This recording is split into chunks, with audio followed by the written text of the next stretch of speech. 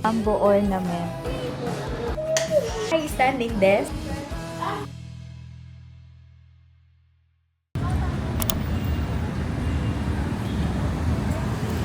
We're here at SNR. Nagyaya lang si Rob na mag-SNR today. Yeah, we can buy fish from here. Go, Sayon! So yan, meron na silang mga Christmas balls. Pero parang hindi pa masyadong marami yung kanilang mga Christmas decors dito. Yan ang cute ng Christmas tree nila. Yan.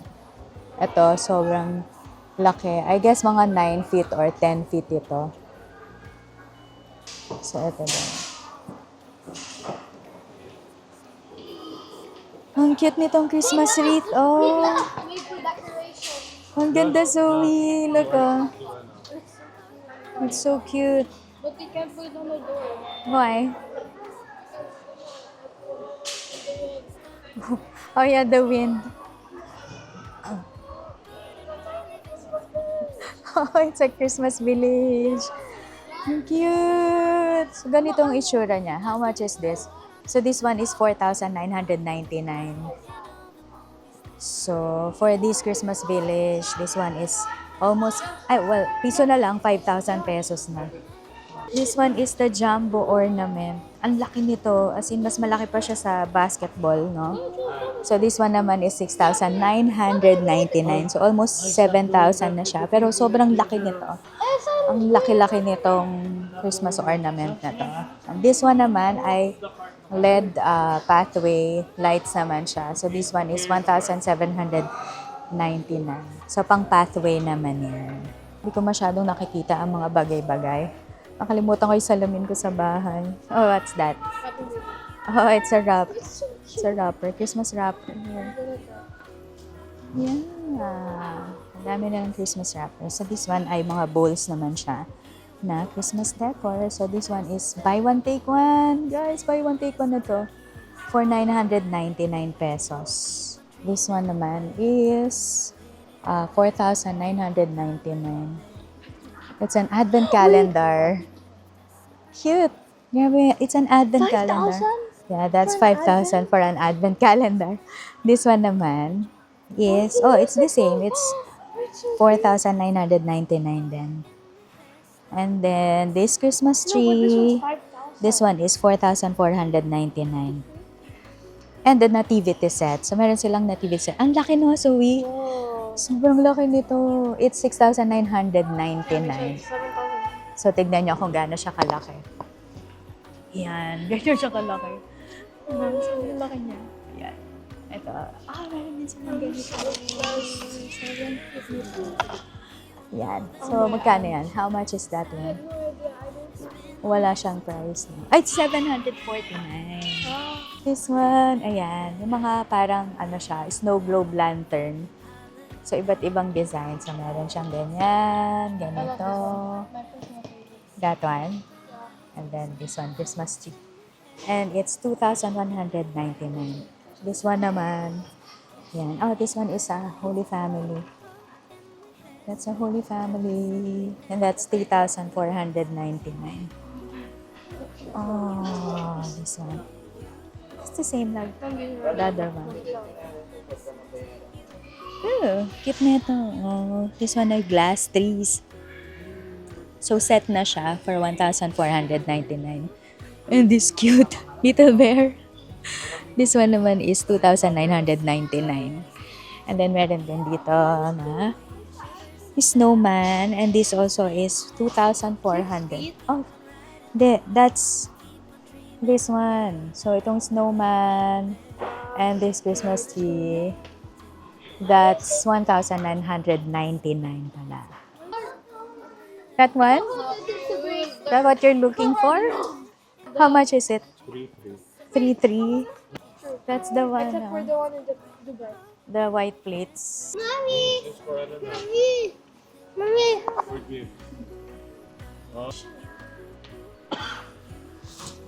Gift. So, ito yung lagi kong pinupuntahan dito sa SNR, yung mga bread. Kasi, masarap yung bread nila dito. Oh, this one is a nice activity for Christmas. Mom, you can't do anything. So, Smells so good though. This whole thing? yeah. Yes, Oh, you can. cute ng cookies, oh. Unboxing for you. Well, you can display it sa, sa table nyo when it's Christmas. Everything's edible, right? Oh, cute. Look at that. I want it fully covered. Yeah, so ito yung pinupuntahan ko dito talaga, yung mga bread na yan. So, meron silang iba't ibang bread like this one. Tapos, meron iba't ibang croissant. Cinnamon. You want to buy that? Let's buy it. Looks very yummy. Instead of buying Cinnamon. something. So, if that's what you want. Meron ding mga muffins. And, yeah. Ito, masarap din to. Yan. And then, ito din. Masarap din to. Yan. Ito din. Gusto ko din binibili to. So, 186 pesos lang siya. Tapos, may version ito na floss naman. Yan siya. Tapos, ito. Sarap din itong bread na to. And itong mga ensaymada. Sarap din yan. Tapos, may Spanish bread din. Oh, may ubi na sila ngayon, oh.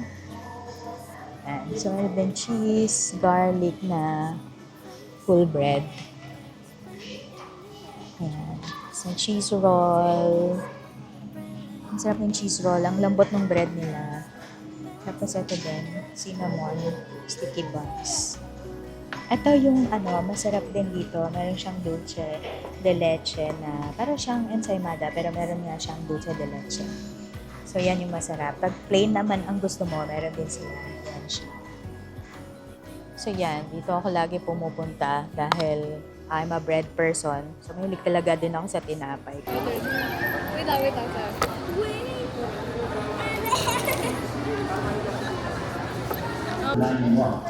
Gonna eat na. Bon appetit! Hi guys! So, an early Christmas gift arrived! Binilan ako ni Rob ng standing desk. Yee! Excited kami. Actually, kailangan ko talaga ng standing desk kasi nga maghapon ako nakaupo. Pag-homeschool, tapos pag-work din. So, yan. Kaya binila niya ako. Thank you for the early Christmas gift! Hindi lang namin makita yung manual, so pinifigure out pa niya kung paano siya buuin. Finally done! Do I just put it on top? Yeah. Sobrang kalat na ito. Oh my God.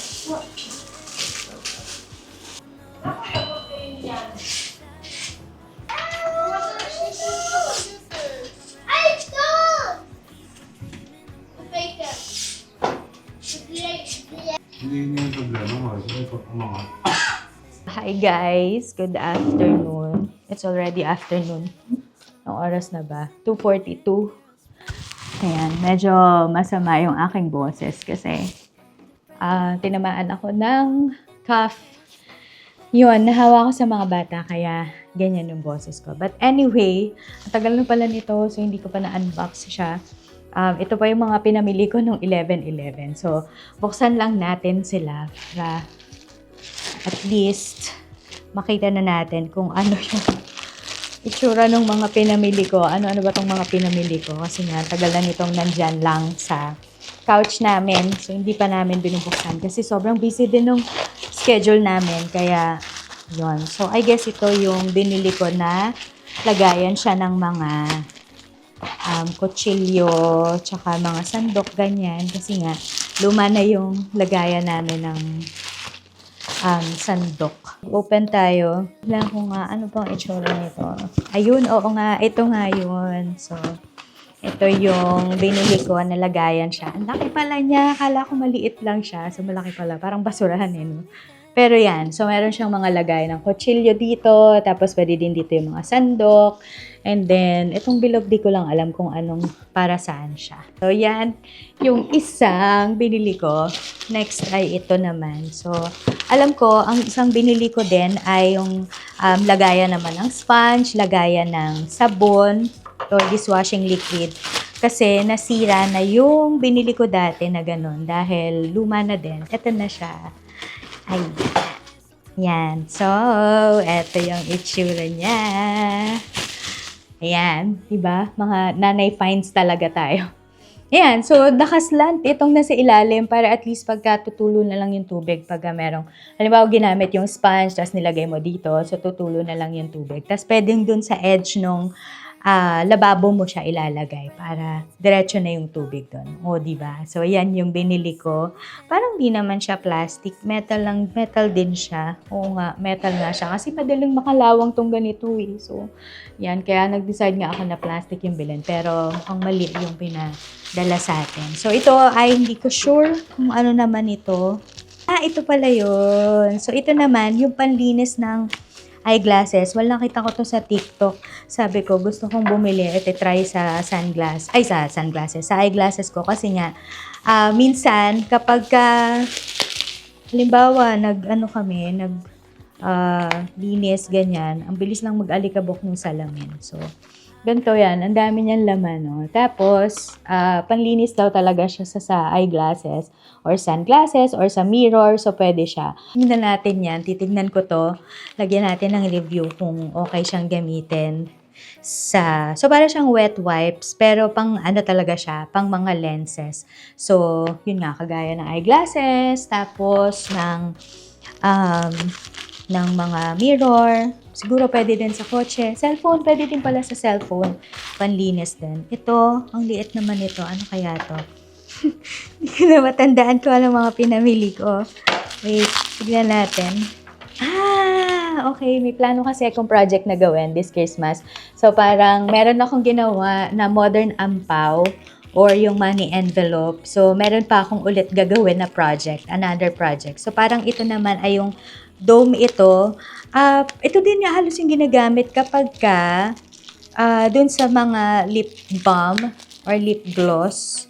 So, meron siyang papel. Papakita ko sa inyo. So, meron kang papel, tapos dito mo lalagay yung lip gloss. Pero ako, ang gusto kong gawin ay parang money envelope din siya. Tapos, lalagay mo lang siya dyan, ididikit mo sa ganyan. Tapos, may nakalagay na Merry Christmas, ganyan. So, ito yung next project ko. Ipapakita ko din sa inyo kung paano ko siya ginagawa. Yan. So, hopefully matapos ko siya bago magpasko. Yan. Ito na yung pinakamalaking purchase ko. Pero ito yung isa din sa pinakakailangan namin dito sa bahay. Dahil hirap na hirap talaga kami na magplancha ng mga polo, long sleeves, tapos yung iba pang mga damit ni Rob. Dahil nasira na yung kabayo namin. Diba? Nanay finds talaga to. So, nasira yung kabayo namin. Kaya, naisip ko na bumili ng kabayo. So, ganito ang itsura niyan. Ayan. So, buksan natin. Wait lang. Yan, tignan mo. Ganyan siya kalaki. So, ang laki din pala niya. And then, meron siyang paa. So, lalagay mo lang. Tapos, pwede mo na siyang ipatong sa table, sa bed, di ba? Parang tabletop talaga siya. Tapos, pwede ka na dito mabalansya. Di ba? Ayan yung mga nagpapasaya ng buhay nating mga nanay. Let me know kung na-try nyo din ito. So, yan. Ito yung aking kabayo. Tawag nila, di ba, kabayo. Yan. Tapos, meron pang isa pa pala. Kasama din yun. So, same store ko lang din siya binili. Ito naman ay patungan to ng mga condiments or ng mga spices sa kitchen. Kasi napansin ko din, napasira na din yung mga lagayan namin ng mga spices, lagayan namin ng mga condiments. Ito yung binili ko. So, ina-assemble din pala siya. Yan. So, table to, table tuloy. Para siyang, shelf na maliit. Cute, di ba? Meron pa siyang kasamang ganito. Screwdriver. Tapos, ito yung mga tools niya. So, ang itsura talaga niyan ay ito. Yan. Ganyan yung itsura niyan.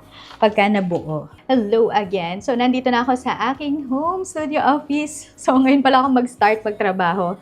4:24 na in the afternoon. Kasi kaninang morning, ang ginawa lang talaga namin ay inassemble namin itong standing desk ko. Pero, eto na siya.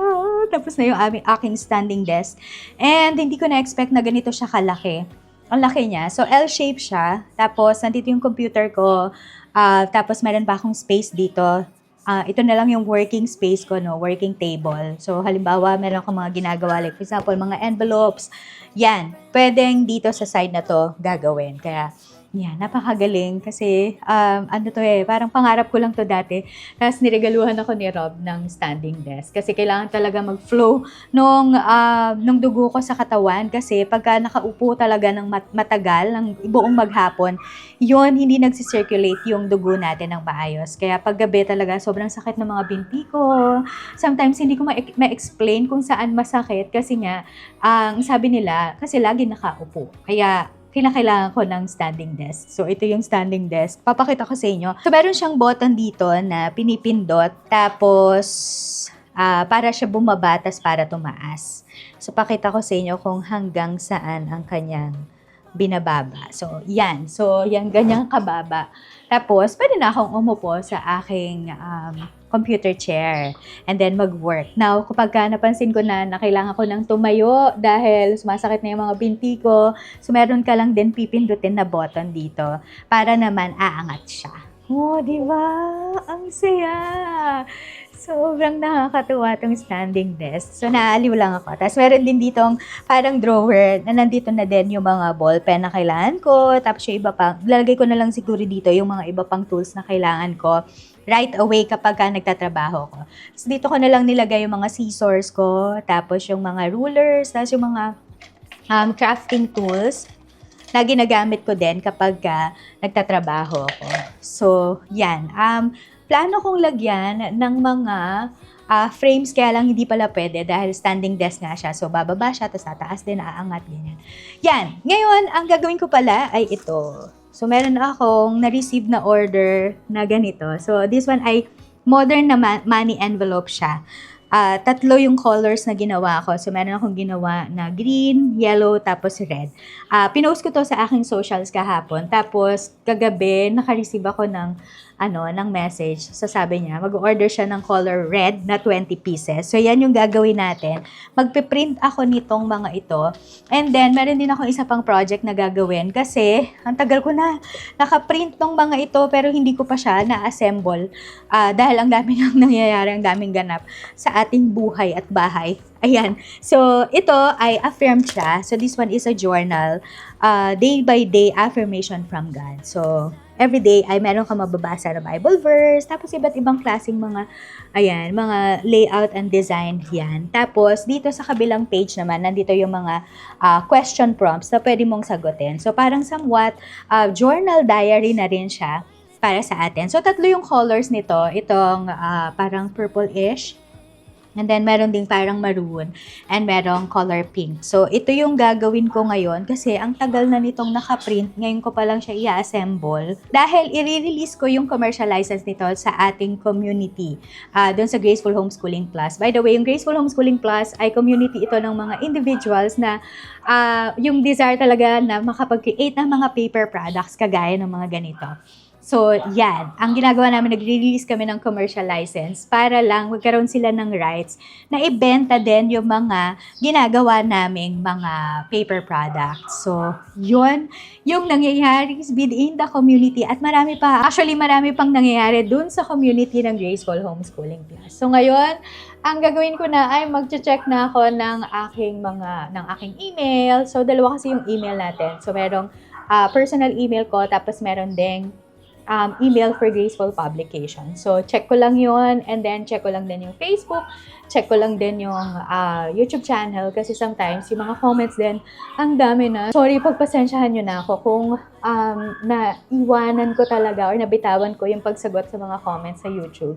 It's because, yun nga, nung sinimulan ko yung Papers to Profits course, talagang hindi ko na siya naupuan pa ever. Kaya ngayon bumabawi ako.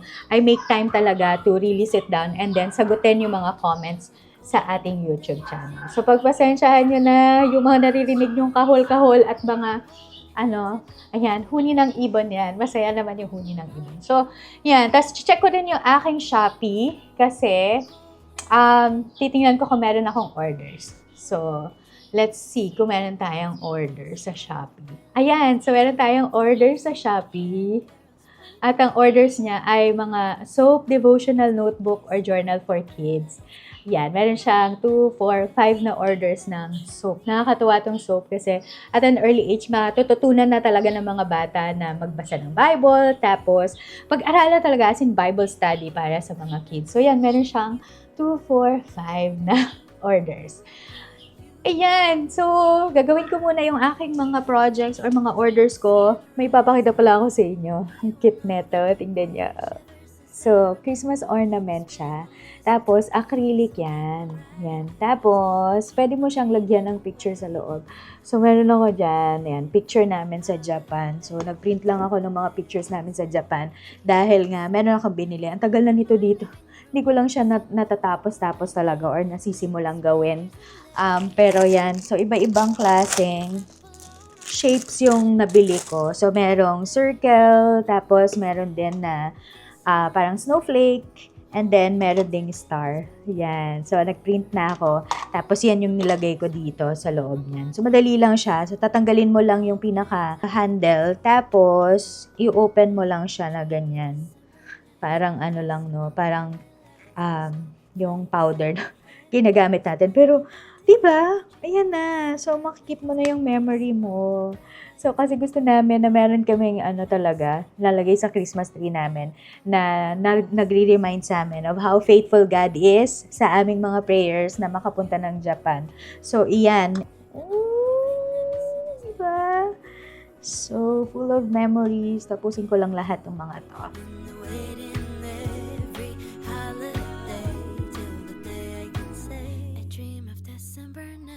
So, ngayon pa lang ako mag-start nito. Pero, tapusin ko na siya ngayon para yung susunod na project naman yung gagawin ko. Yan, ganyan itsura niyan. Tapos, itutupi lang tong dalawang to. Tapos, itutupi din to. Tapos, didikit lang natin dito. So, yun lang naman kasimple gumawa ng envelope. Actually, kailangan ko nito. This one, ang tawag dito ay envelope puncher. So, makakagawa ka din ng envelope using this one. Itong tool na to. Pero hindi ko pa siya na-try kasi nga, I'm not into making mga envelopes. Ito, ginagamit ko ito para magkaroon lang dito ng punch or parang semicircle kasi nga card yung gagawin natin. Ayan. So, parang may ganyan siya. Diba? So, para pag pinul yung card, yan, madali na lang siyang hanapin. Wala siyang, dyan, ayan, madali siyang hanapin kasi nandito na siya. Meron siyang butas dyan. So, yan ang ating card. So, tutuloy ko lang itong aking ginagawa. Pinakita ko lang sa inyo kung paano siya, paano ginagamit yung ating envelope puncher.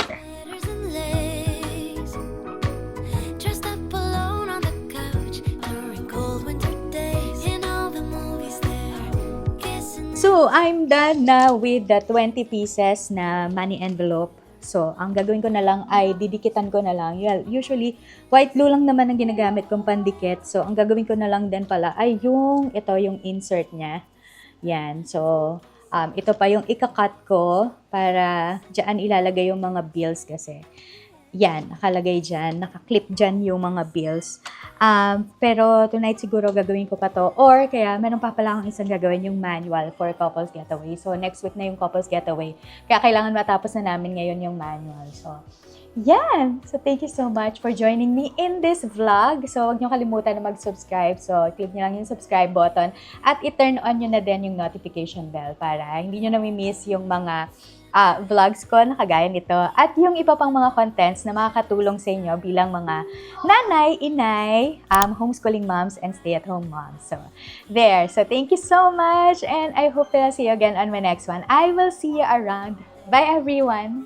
I dream of December nights, kissing under bright lights, red